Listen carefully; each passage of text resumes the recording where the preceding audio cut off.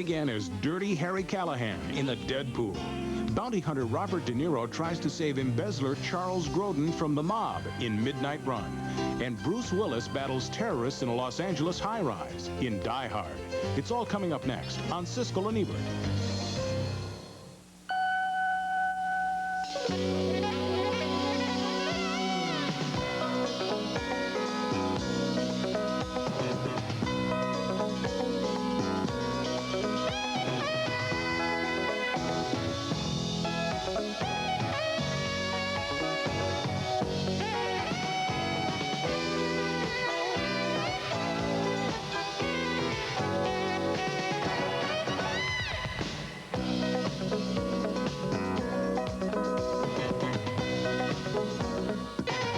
Hey, look, Callahan, Johnny was a major drugs user, and I predicted he'd die this year, but that's all I did.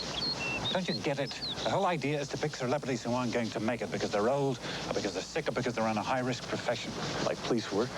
That's Clint Eastwood, and when he's wearing a sport jacket and a holster in San Francisco, he's usually playing the most famous cop in the world, Dirty Harry Callahan. And that's the case in The Deadpool, the 5th Dirty Harry movie, and one of 5 new films we'll be reviewing this week on Siskel and Ebert. I'm Gene Siskel of the Chicago Tribune. And I'm Roger Ebert of the Chicago Sun-Times. Our first movie is named The Deadpool, and this is the 5th, and I think one of the wittiest and most offbeat of all of the Dirty Harry movies, starring an older and more bitter, but also wiser Detective Harry Callahan, who has become very disillusioned about the way that television news cameras invade private lives. In the film, Dirty Harry once again seems to have an instinct for walking right straight into trouble, as in this scene in San Francisco's Chinatown, with Evan Kim as his new Chinese-American partner. Come on, hurry up! Don't move! Come on, you guys, hurry up! You forgot your fortune cookie. What? Face down, face down! Come on, you got them? You got them? Get on them, come on, let's go! The plot of the movie involves attempts on Harry's life by a major gangster who is in prison. Harry finds a way to convince the bad guy to lower the price on his head. I'm going to be sending him a letter once a week. And I'm going to be telling him how I'm going to be looking in on his sick mother and how I'm trying to get him special privileges here at the prison. And you know what's the interesting part? The interesting part is if anything happens to me and Hicks doesn't get his letter, he's going to be really pissed off and he's going to come down here and see you because you're the mailman. In one of the movie's funniest sequences, the famous car chase in Bullet is parodied when Harry's car is chased by a tiny model car that has plastic explosives inside.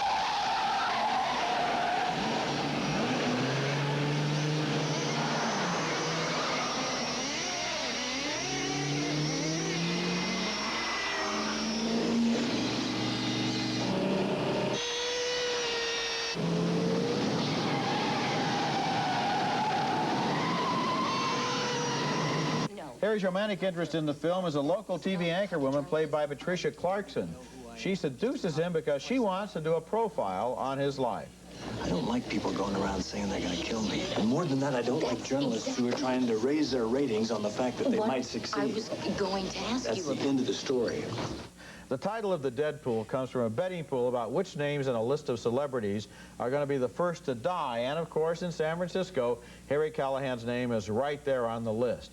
That leads to the usual Dirty Harry action as various celebrities do die in the movie. But what's new about this film is the way it weaves both television news and violent movies into its plot itself, as a famous horror movie director becomes one of the suspects in those Deadpool murders.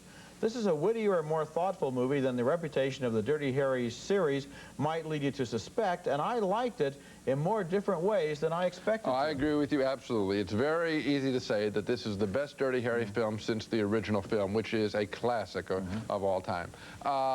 I think that the script is very intricate. I enjoyed it just the way you did. The chase scene, the parody of that chase scene had me laughing all the way through it. I love the shots with the car going over, you know, the little itty-bitty car just going over the hill, and then, you know, see the sparks coming off of it. That was funny. He is in character. He didn't throw away this film. Sometimes in the Dirty Harry series, I felt that he had sort of a disdain for this character that made him so popular.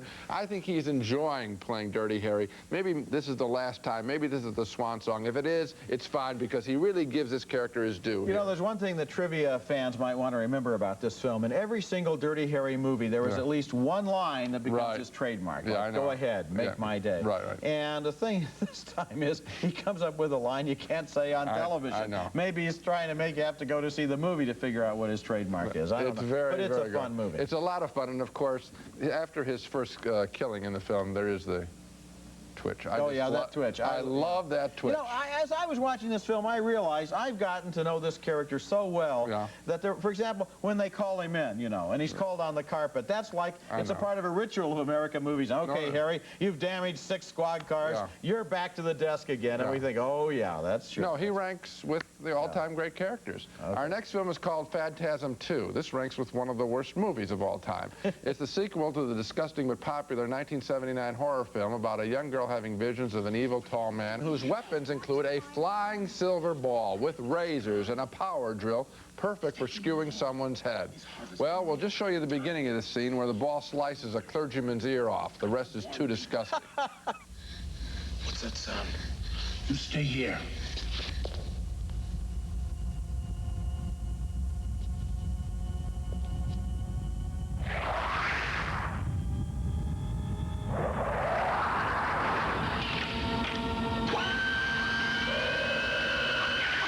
Also chased by the ball are the 2 leads of the film. Rare is the movie where a weapon has more charisma than the leading actor.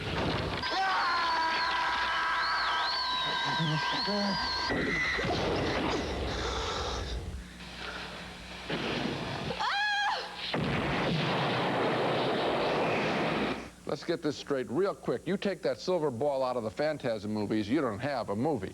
The movie is a jumble of fantasy sequences and real dangers. It's a mess of a script, and again, the only thing it has to sell is the silver weapon ball, and that's maybe for 2 or 3 or 4 minutes of screen time. I would surely hate to see someone be suckered in to seeing Phantasm 2 just to see a silver ball drill a hole into someone's forehead. I've seen, goodness knows, I've seen a lot of bad films in my time, but this one made me as angry as any I've seen, because the movie and the movie makers didn't even bother to make the effort to try to do something worth seeing. They use a manipulation of script that is the oldest trick in horror movies, which is every door that opens has somebody behind it. Every moment that something doesn't happen, that's so that something will happen. Every time you get in a car, somebody's in the back seat. Every time you go around a corner, somebody's there, and without logic. Without logic. And the cop-out of the fact that it's all a nightmare is exactly that. It's people too lazy to write characters and to write a plot. So all you have are the special effects coming in and various body parts flying around and various graves being opened. It's not a movie. It's essentially an exercise in the ego of special effects people. Well, it's an exercise in the desire to make money off a sequel. Coming up next, Midnight Run with Robert De Niro as a bounty hunter who can collect $100,000 if he can get his captive from New York to Los Angeles in just 5 days.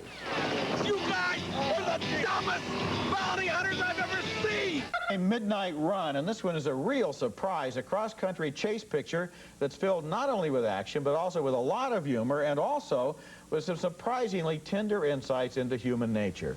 The movie stars Robert De Niro as an ex-cop who's become a bounty hunter for a bail bondsman. And as the movie opens, FBI man Yaphet Kotto is warning De Niro off the case. Kotto says the FBI wants De Niro's quarry for itself. I've been working on this Jimmy Serrano thing for about 6 years. Mardukas is my shot. I'm going to bring him into federal court. And I don't want any third-rate renter thug who couldn't cut it as a cop in Chicago bringing him to L.A. on some bullshit local charge. The man they both want to get their hands on is a quiet accountant played by Charles Grodin. He has embezzled $15 million from a Las Vegas mafia boss, played by Dennis Farina, who wants his goons to kill him before the FBI or De Niro can do their job. I thought you told me this guy was going to be on the plane. That's the information we got, Jimmy. That's the information we got. I'm going to tell you something. I want this guy taken out, and I want him taken out fast. You and that other dummy better start getting more personally involved in your work, or I'm going to stab you through the heart with a pencil. Do you understand me? After De Niro captures Grodin in New York, it brings him back cross-country by bus, leading to a shootout in Chicago. The best parts of the movie come as the two men talk to each other during that long journey, getting to know one another. De Niro says he wants to use his reward to open a coffee shop. Grodin, the accountant, has advice on that subject. I have to tell you, a restaurant is a very tricky investment. More than half of them go under within the first 6 months. If I were your accountant, I'd have to strongly advise you against it. You would, huh? Well, you're not my accountant. No, I mean, if I were your accountant... I told you. I took you out here. No, I'm just saying that it's a very, very tricky business, and if I were your accountant, I would really strongly have to advise you against it as an accountant. You're not my accountant. I realize I'm not your accountant. Saying if I were your accountant. And throughout the movie, there are moments when those two actors are held on the screen talking to each other, and it's just like, you just want to see the movie again because they're so good together. It's that relationship between De Niro and Grodin that's really at the heart of this movie. And I was surprised by how much depth and subtlety they found in their characters in what might seem like just another action movie if you only describe the plot. Looking at those two actors working together is a revelation. It's like opening a textbook on how to act in a movie. And they both have a lot of important moments where they don't say anything. Right, their eyes do the talking. Their reaction does the talking, and a subtle reaction, too. The story of Midnight Run is basically a formula, but the result is completely original and surprisingly touching. Yes, I found it, too. You know, there was a film called Planes, Trains, and Automobiles, in which John Candy and Steve Martin had a similar kind of relationship. But this is, that sort of now, you give that one a B, maybe. This is A+ material in the same way of two different kinds of guys going off on a journey through different planes, trains, and automobiles, as it turns out, and having a far more deeper relationship, fully actualized. In addition, it's also thrilling. I was very interested if they were going to go off the deep end and make it too much of a personal story, but then they managed to get back and make it exciting. And then they make it funny. Then they make it warm-hearted. Script by George Gallo, who did a wonderful film called Wise Guys that we both like, directed by Brian De Palma. Good writing, wonderful acting. I love the film, too. And good direction, too, by Martin Brest. In fact, what you see here is the fact that any kind of formula can be redeemed, essentially, just by the way it's done, because the idea of two opposites being basically handcuffed together while going across the country is not fresh at all, and yet this movie doesn't have a single incident that's stale. No, I thought that they were just great. Coming up next, Eric Rohmer's Boyfriends and Girlfriends, the bittersweet comedy of two young couples with roving eyes. And also Bruce Willis stars as a cop trying to save hostages trapped in a high-rise in the thriller Die Hard. Listen, man, I'm starting to get a bad feeling up here. Its English title is Boyfriends and Girlfriends, and it was written and directed by the extremely clever French director Eric Rohmer, who has made a series of movies called Comedies and Proverbs. And in this case, the proverb that he's making a film about is called The Friends of My Friends Are My Friends. Are they? That's what the movie's about. We see that statement tested after two French girls begin a silent battle over a couple of young men. Problems begin when one of the girls has a one-night stand with the other girl's boyfriend. Tu sais, j'étais très bien avec toi, mieux que j'ai jamais été avec personne. Ben, soyons pas idiots, continuons. Tu penses pas ce que tu dis. J'étais une remplaçante pour toi. Et t'as été un remplaçant. T'es folle ou quoi? Bon, on va pas gâcher ce souvenir. Ce sera notre secret. As for the girl being cheated upon, well, she's being unfaithful too, developing a relationship with another man. Tu vas, on se retrouve au restaurant? Aux Olympiades ou au Columbia? Ah non, on risquerait de tomber sur Blanche. Et alors? Écoute, si elle nous voit ensemble, elle va tomber raide morte. Tu te souviens de vendredi? Bah oui, ce jour-là, elle a compris. Et pour nous deux, elle finira bien par la prendre. Ouais, mais pas brutalement comme ça. Quand on dit les choses, c'est moins impressionnant quand on les voit. Ouais, enfin, ça dépend comment on les dit. The thrust of this whole movie is to portray with humor and empathy the tortures that people put themselves through when a little honesty might make things a whole lot easier. It's sort of a lighthearted approach to the same subject Woody Allen tackled in his last film called September.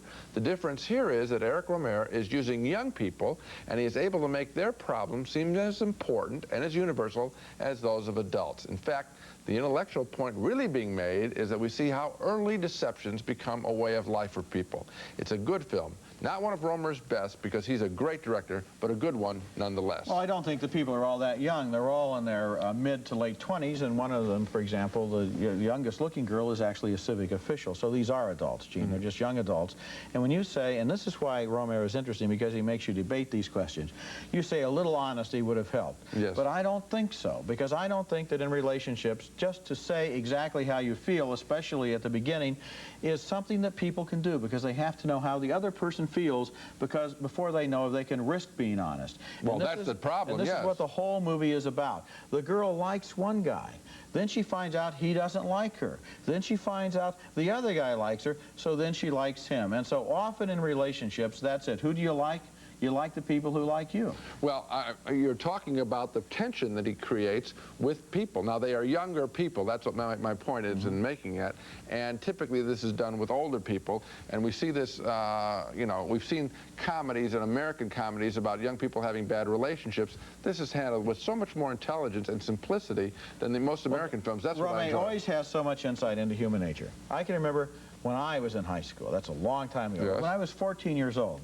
A girl wanted to break up with me. And you know what she told me? She said, she likes you. And the moment that I heard that, I just turned away to the one who did like me, you see, because I was such a pushover for the fact that I was being accepted. I think there's something of that in everybody at every age, that one of the most amazingly attractive things about a woman, Gene, is the fact that she likes you. Well, that makes her attractive. Well, shows what good sense she has. Yes, I can't argue with that. Can't argue with that at all. I don't know what that has to do with the movie, except that we now know what happened to Roger at 14. Coming up next, Die Hard, with Bruce Willis up against a gang of crazy terrorists who have occupied a skyscraper.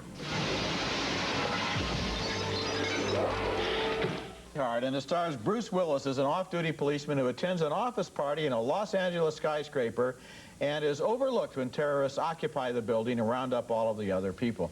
Hiding out on a floor that's still under construction, he wages a one-man war against the bad guys and maintains radio contact with Reginald Vell Johnson as a cop down on the ground. I want you to find my wife. Don't ask me how. By then, you'll know how. I want you to tell her something. I want you to tell her that,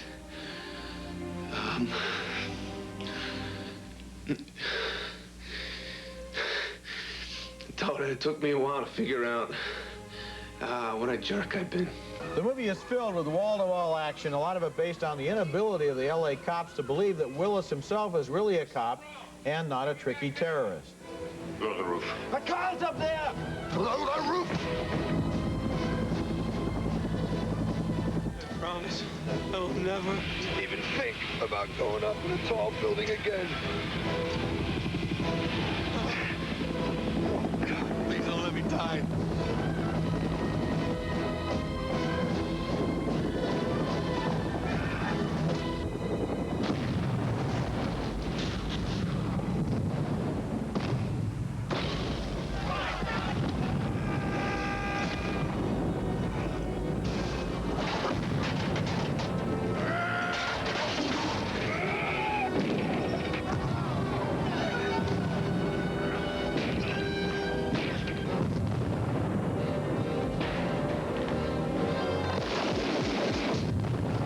And you got just a glimpse there of the guy in the beard. That's Alan Rickman, who plays the villain and who's really the most interesting character in the movie, kind of an intellectual guy with delusions of superiority. Die Hard has a lot of action scenes like the one on the roof. So many of them you're amazed the skyscraper doesn't turn into the towering inferno. They're dropping explosives down the elevator shaft and whole floors are being blown apart. But you can also see there, I think, one of the big weaknesses of the movie, and that's the idiotic behavior of the Los Angeles Police Department. There was one character in this movie, a deputy chief, whose actions are so stupid and so unmotivated and wrong-headed that finally he just brings the movie to a stop every time he opens his mouth. Bad writing. He always says the wrong thing. He understands nothing. And with a movie like this, once you start picking out the loopholes, and there are a lot of them, it doesn't matter how good the stunts or the special effects are, or even how good Bruce Willis is. You just can't stay interested. I did stay interested because I saw this as really a mano-a-mano between Bruce Willis, who I think is very good in the film, and Alan Rickman, who is really quite devilish and quite sinister and threatening. And I also like the fact that it is held in the skyscraper, so there is some claustrophobia involving this seeming terrorist attack. There's also a bi-play relationship between Willis and his his former wife, and they want to get that going. She's one of the people that's being captured. But basically, I thought of two guys trapped in a tower trying to fight it out, and I bought the film. Well, what about all the cops on the ground? What about this deputy chief? But they stay away from them. They stay away from him. Willis is brought down to the ground, yes, which is a miracle considering that all of the elevator shafts have been dynamited. I followed him all the way through. The cop is standing there saying, "We're going to bill you for all the damage you've caused." There are always you groan at things. There like are idiotic cops in the Dirty Harry movies too, and you laugh at them.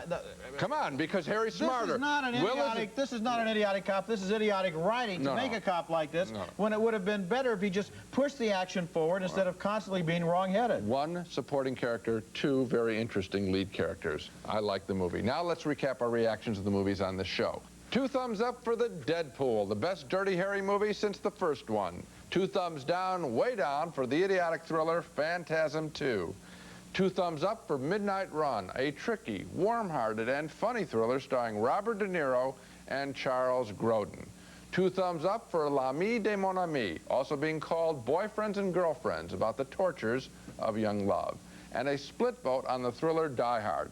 I like the whole movie a lot better than he did. So Die Hard I recommend, but also the Dirty Harry picture of the Deadpool, that's just wonderful. And Midnight Run. And you know, we did a show not long ago on Overlooked Stars, and one of the stars we felt did not get enough attention was Charles Grodin. Yeah. In this movie, he goes one-on-one with Robert De Niro, than whom there is nobody better, and it is a tie. I mean, and the fact that he has the more laid-back character makes it even more of an acting trial. Well, it's just wonderful. And again, I think the point you mentioned about there being silence, acting with silence, if you want to study that, watch Midnight Run. That's it for this week. Next week we'll be back with reviews of more new movies, including Big Top Pee-wee, where the circus comes to Pee-wee Herman, and A Fish Called Wanda, a caper movie starring Jamie Lee Curtis, Kevin Kline, and half of the Monty Python gang.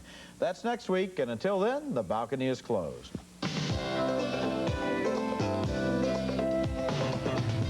Raisinets and Goobers are playing everywhere, starring plump, juicy raisins and great golden peanuts. Both now feature creamy Nestle milk chocolate. Sony videotapes. For taping your favorite movies, trust Sony Dynamicron ES. Whatever your videotape needs, there's only one name to play back: Sony. Edge Shaving Gel, the 6th lubricant defense against razor irritation. Tap and Sure Cook Space Saver Microwave is perfect for kitchens where space is at a premium. Tap and Touch solid state controls, automatic temperature probe, and wood grain decor, furnished by Tappan.